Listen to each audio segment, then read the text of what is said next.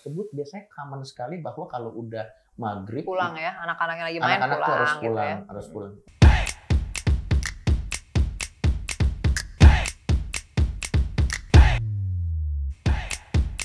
Ya, dan sekarang kembali lagi bersama gua Coki Pardede Dan Kania Cita di rubrik bisa dibilang relatif baru di Geolive, yaitu judulnya Boleh Nggak? nggak? Ya. Boleh Nggak? Dan ternyata di episode kemarin banyak sekali yang menuangkan unek-uneknya, banyak sekali pertanyaan yang sepertinya ini berarti dua hal, menandakan dua hal kan. Yang pertama bahwa memang anak muda kita punya basis critical thinking yang luar biasa. Ya. Sehingga akhirnya kita akan Curiosity juga ya, curiosity-nya juga penasaran luar biasa, it's a good thing. Ya. Atau yang kedua memang kenapa banyak pertanyaan mungkin selama ini tertekan mungkin. Tertekan dan pada saat mengajukan pertanyaan-pertanyaan tertentu mungkin mereka dilabeli dengan label-label yang tidak mengenakan.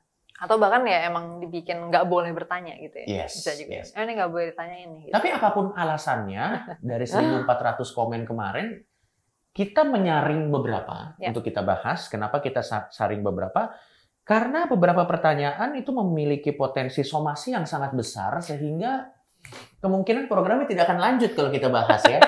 Dan thank you atas partisipasinya, dan tentunya gue dan Kania selalu mengencourage kalian semua juga. Nanti di episode kali ini juga tuangkan aja unek-uneknya di komen.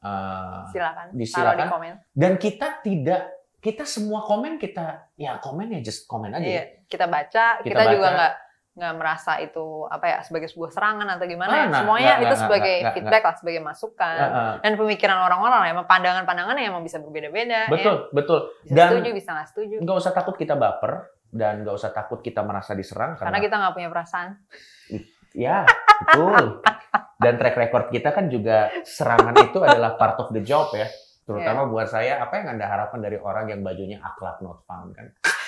Langsung saja kita bahas ini pertanyaan pertama, langsung aja. Gue baca aja yang nanya, boleh ya gue sebut ya? Boleh lah ya. Oke, ini dari Miftahul Mutakin. Oke, dia bertanya begini, boleh nggak sih keluar pas waktu maghrib?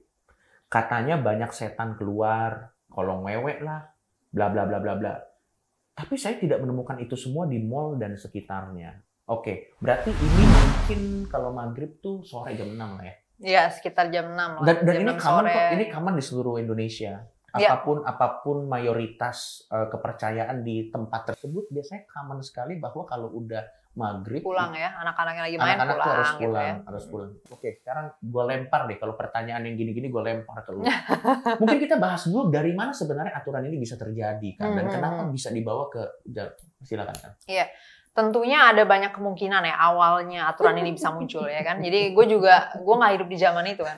Awal-awal aturannya muncul gimana ya tahu ya sebenarnya. Cuman kita lihat ada kemungkinan lah yang bisa kita lihat nih. Kemungkinan yang bisa terjelaskan gitu ya. Oh ini kayaknya ini dulu gini nih gitu kan. Jadi gue ngelihat ini kan termasuk aturan atau norma yang cukup umum kayak tadi lu bilang kan. Hampir semua orang mungkin kenal norma ini dan pastinya udah lama dong ya. Udah diturunkan dari kapan gitu ya. Cuman gue curiga di negara lain mungkin beda nih. Ya, mungkin ini sangat relevannya mungkin di Indonesia daerah tropis ya. Mungkin relevan di situ kali ya. Gue kalau di daerah lain mungkin bisa beda karena biasanya jam menuju malamnya itu kan beda kan. Kalau di daerah yang 4 musim itu kan seringkali beda dong. Tergantung musim apa nih dia. Jadi beda. Nah, disoroti dari rotasi buminya. Memang kan dia terlalu logis. Kalau di daerah tropis kan konstan nih sepanjang tahun. Namanya maghrib lah segitu-segitu aja ya. Tetap aja di jam 6 lah ya. Sekitar jam 6, jam 15 lah gitu kan. Benar. Kondisi maghrib yang dimaksud di sini adalah sebenarnya lebih ke peralihan dari terang ke gelap sebenarnya. Betul. Ya. Oke, buat teman-teman yang belum pernah keluar negeri, kita kasih tahu aja ya. Mungkin mereka nggak ngerti. Jadi di luar negeri ini peralihan antara dari terang ke gelap, ini jamnya bervariasi. Bisa beda-beda. Tergantung musim apa. Di negara-negara Eropa tertentu bahkan jam 8 malam bisa pun masih sangat terang. Kayak gitu-gitu. Nggak tahu kan Anda? Nggak tahu kan? Nah, jadi gini kita informatif. Silakan. Nah, kalau di daerah tropis itu kan konstan ya, namanya kita musimnya cuman musim hujan ya, satu musim lah itu kan ya. Kita cuma ada 3 musim kalau di tropis itu. Musim panas, musim hujan, dan musim kampanye kan ya. Sisanya tidak ada. Kalau musim kampanye itu lagi banyak baliho gitu ya. Lagi banyak baliho. Ya. Nah kan ya ibaratnya musim panas, musim hujan kalau di tropis ya sama-sama aja dong, terang gelapnya bakal sama-sama aja kan. Nah makanya kemungkinan besarnya tuh peralihan ke gelap itu bakal konsisten aja nih sepanjang tahun, yaitu di sekitar jam 6 lah, sekitar maghrib lah ya. Sekarang lo bayangin aturan ini muncul ketika kita belum kayak sekarang ada listrik, ada lampu segala macam gini ya, kayak zaman kita sekarang nih. Nah bayangin misalnya zaman dulu ya, sebelum ada listrik, sebelum ada lampu, bahkan sampai sekarang masih banyak dong daerah yang belum terjangkau kan listrik. Jelas. Masih banyak daerah yang belum mengalami akses listrik dan lampu segala macam yang kita punya. Mungkin masih sangat relevan di situ juga.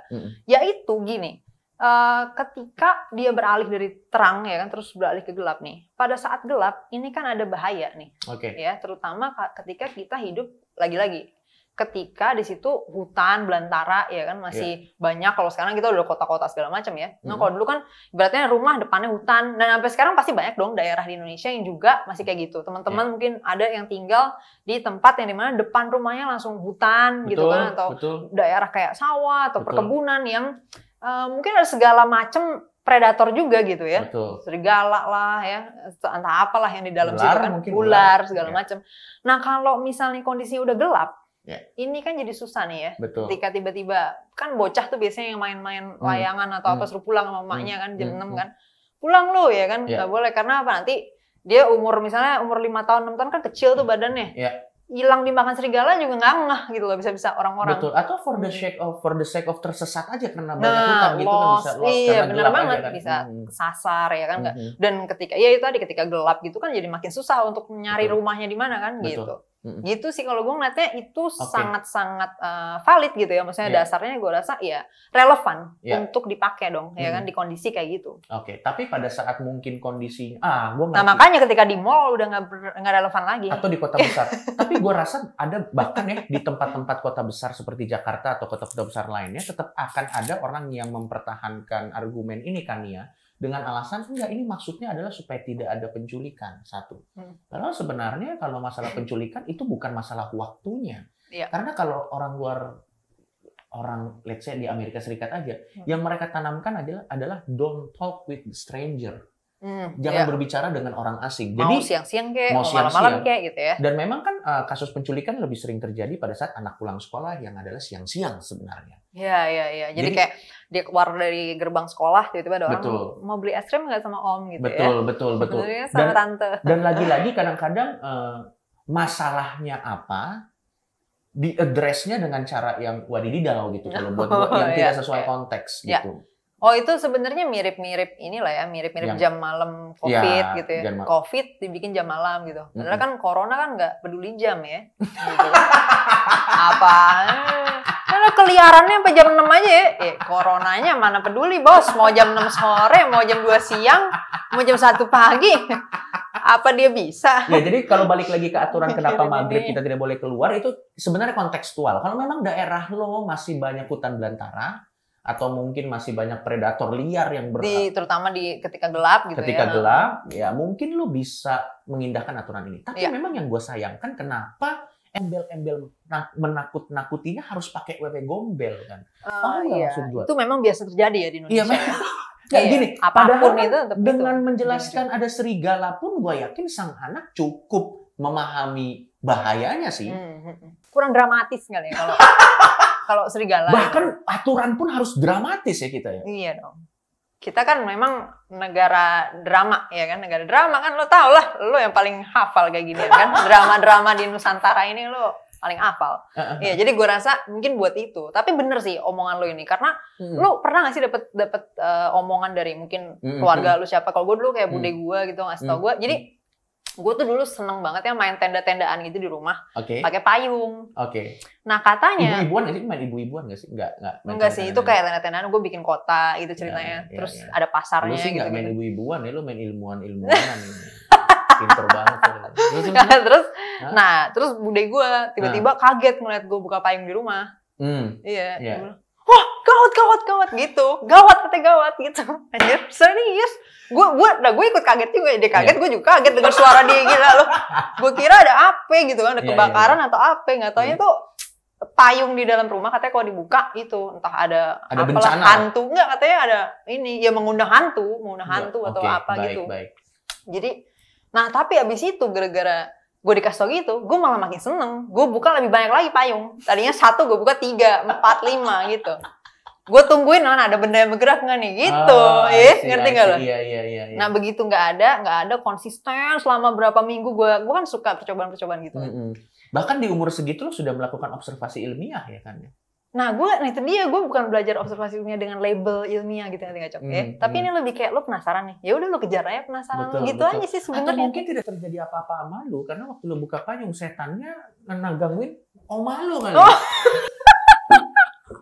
Iya juga ya, tapi gue kagak nanya lagi. Makanya dia panik kan. Kalau kelihatannya ini orang susah ke omanya aja lah mungkin gitu. Ya tapi intinya memang yang kita sayangkan adalah sebenarnya tidak perlulah dalam ribet ya dikasih mengenhance peraturan tertentu dengan memberikan unsur-unsur mitos mungkin dalam hal itu, karena yang ada malah membuat sang anak tuh menjadi traumatik dan jadi lebih percaya dengan jadi gampang kena hal-hal kayak gitulah ya. Jadi kalau di Indonesia kan gimana ya, kalau kejahatan tuh banyak yang kayak gitu ya, misalnya yang penggandaan uang gitu kan.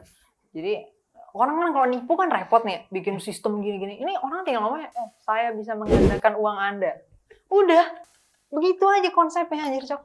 Nah sekarang kalau lu diajarin buka payung mengundang hantu, gimana nggak percaya gitu kan? Ya gampang lah, gila. Berarti sebenarnya pada saat ada Dimas Kanjeng yang dia terbukti bersalah karena menipu banyak orang, sebenarnya dia hanya sebagian kecil dari masalahnya. Iya, akar masalah itu emang. Atau ada Sunda Empire yang teori-teorinya fantastis, dia hanya sebagian kecil dari masalahnya. Iya, dia kayak tinggal metik buahnya doang. Betul, karena akar masalahnya adalah aturan-aturan yang sulit dimengerti logika. Sehingga akhirnya itu menjadi pintu utama untuk membuat teori-teori wadididau seperti itu menjadi mudah sangat masuk ke orang-orang. Dan mengerikan ya. Iya, kan ada juga kasus lainnya tuh yang dia bilang dia miara jin, bisa nyembuhin penyakit gitu-gitu. Nah, caranya adalah dia berhubungan badan nih sama orang yang mau disembuhin ini. Ya, ada jinnya. Dan itu dia ketangkep kan waktu itu. Iya, karena ternyata yang dia bilang makanan jin itu ternyata sabu gitu. Iya, ada. Kalian cek aja. Itu kan salah satu contoh kasus ya. Nanti bisa dilampirin di sini. Ya, jadi sekali lagi kalau nanti ada calon-calon orang tua di sini yang menonton mungkin atau nanti ingin menjadi orang tua, lebih baik sih ceritakan saja apa adanya sesuai dengan kenyataan. Menurut gue itu udah cukup, dan jangan terlalu meremehkan intelijensi seorang anak. Iya, gue herannya lagi nih, ntar yang lebih anehnya lagi cok. Ini kan kita dari bocah-bocah emang dikondisikan untuk bodoh nih. Tapi pas udah gede kita diomelin gara-gara jadi bodoh. itu keanehan, gue masih nggak bisa menalarnya sampai hari ini.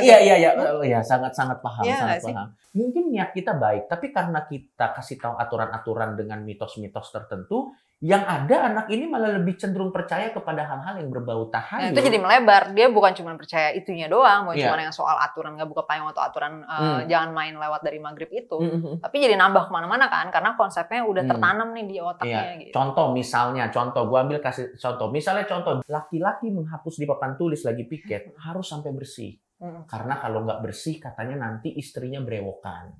Ada yang bilang seperti itu, mitosnya katanya seperti itu.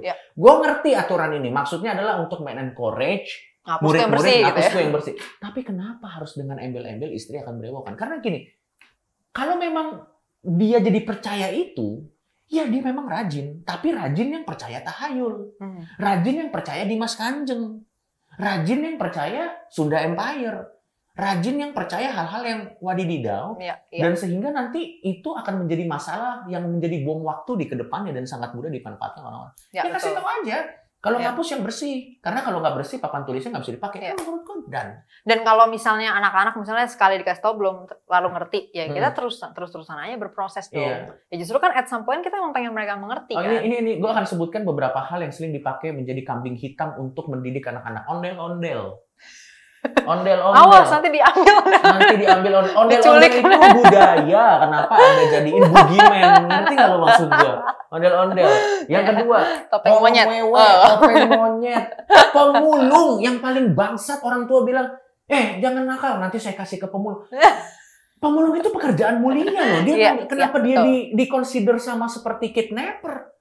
Maksud gue udahlah, stop lah. Maksud gue nanti kalau lo calon orang tua, katakan aja apa adanya dengan Mari, teknik tertentu mendidik gitu. anak Dan dengan jangan sehat, iya, dan dengan jangan cerdas. underestimate kemampuan anak dalam mengerti sebuah informasi. Iya, justru ya kita memang pengen anak punya kemampuan juga kan, jadi ya kita Betul, berproses dong. betul. Dengan itu. Kemungkinannya dua kalau anak lo biasakan dengan logika. Yang pertama dia akan tumbuh sehat menjadi anak yang critical thinking atau jadi anak seperti kita. Kurang ajar. Enggak, itu bercanda itu. Kalau gitu sampai ketemu lagi. Dan yang terakhir jangan lupa kita berdua mengencourage untuk bertanya di komen ini. Kalau Ya. bisa sih gue berharap semua komennya sih lebih dari 1000 ya. Please. Biar seru. Biar seru. Oke, kalau gitu sampai ketemu lagi. Sampai ketemu di episode boleh nggak berikutnya.